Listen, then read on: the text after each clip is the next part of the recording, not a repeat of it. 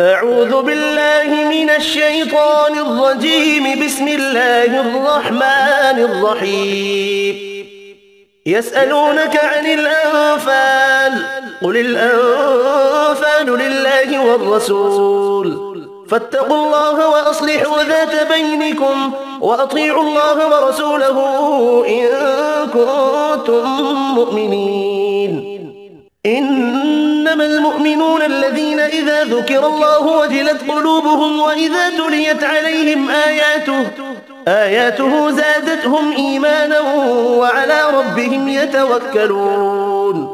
الذين يقيمون الصلاة ومما رزقناهم ينفقون، أولئك هم المؤمنون حقا، لهم درجات عند ربهم ومغفرة ورزق كريم.